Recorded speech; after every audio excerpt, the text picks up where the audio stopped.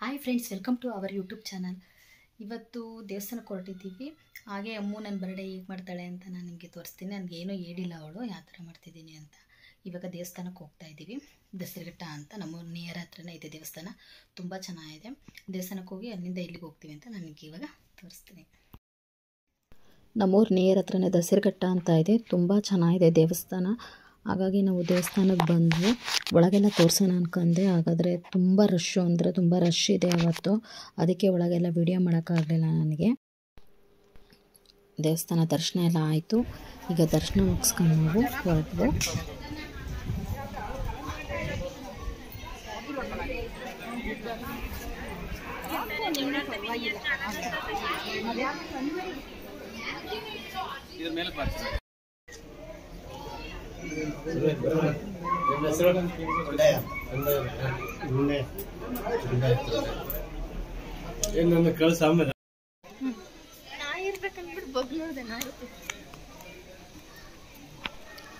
ದರ್ಶನ ಆಯಿತು. ಇಲ್ಲಿಂದ ಮುಗಿಸ್ಕೊಂಡು ಹೊರಟ್ವು. ಅಮ್ಮು ಹೋಟೆಲ್ಗೆ ಹೋಗೋಣ ಊಟಕ್ಕೆ ಅಂತ ಹೇಳಿದ್ದಾಳೆ. ಹಾಗಾಗಿ ಹೋಟೆಲ್ಗೆ ಬಂದವು. ಈಗ ಅಮ್ಮವರು ನಾನ್ ವೆಜ್ ಊಟ ಮಾಡೋಕ್ಕೆ ಹೋಟ್ಲು ಕರ್ಕೊಂಡು ಬಂದಿದ್ದಾರೆ. ನಾವೇ ಇಟ್ಕೊಳ್ತೀನಿ ನಾನ್ ವೆಜ್ಜು.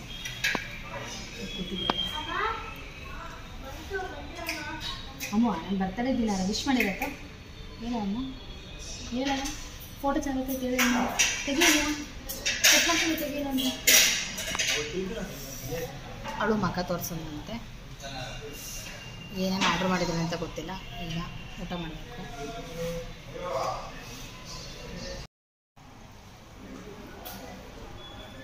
ನನಗೆ ಗೊತ್ತೇ ಇರಲಿಲ್ಲ ಕೇಕ್ ಕಟ್ ಮಾಡಿಸ್ತಾರೆ ಅಂತ. ಹಾಗಾಗಿ ಕೇಕ್ ಕಟಿಂಗ್ ಮಾಡ್ಸೋಕ್ಕೆ ಕರ್ಕೊಬಂದರು. ನಾನು ಬರೀ ಊಟ ಮಾಡ್ಕೊಂಡು ಹೋಗೋದು ಅಂತ ಅನ್ಕೊಂಡಿದ್ದೆ ಅಷ್ಟೇ. ಈ ಕಡೆ ಅಮ್ಮನೂ ಅವರಪ್ಪನೂ ಸೇರ್ಕೊಂಡಿದ್ದೀವಿ. ಸರ್ಪ್ರೈಸ್ ಕೊಡ್ತಿದ್ದಾರೆ. ಲಾಕ್ ಅಂಟಿರ್ತೀರಿ ಈ ಕಡೆ ಚಿಟ್ಟಿದ್ರೆ ಹಿಂಗ ಸಖತ ಬರ್ತೈತಿ ಫೋಟೋಗೆ.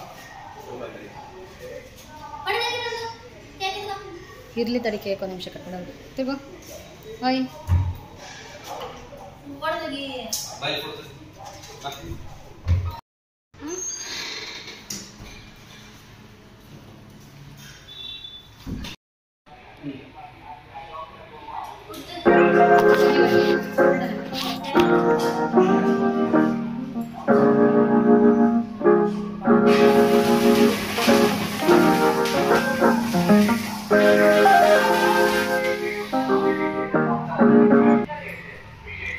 ಕೇಕ್ ಕಟಿಂಗ್ ಎಲ್ಲ ಆಯಿತು.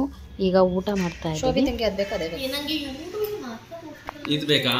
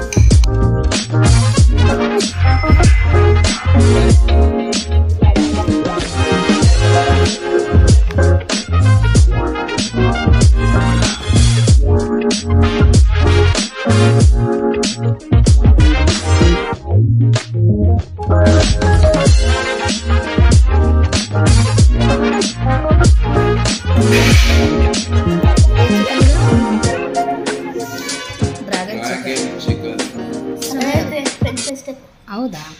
ಕಟ್ಟಿಂಗು ಅಲ್ಲಿ ಸಕ್ಕತ್ತಾಗಿದೆ.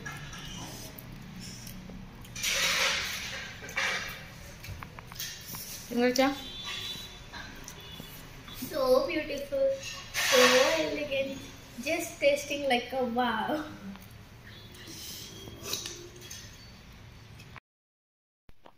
ಊಟ ಎಲ್ಲ ಮುಗೀತು. ಊಟ ಮುಗಿದ್ಮೇಲೆ ಜ್ಯೂಸ್ ಕುಡಿದು ಹೊರಡೋಣ ಅಂತ ಹೊರಟು. ಅಮ್ಮಗೂ ಹಾಗೆ ಅವ್ರ ಅಪ್ಪಂಗೂ ಥ್ಯಾಂಕ್ ಯು ಅಮ್ಮ.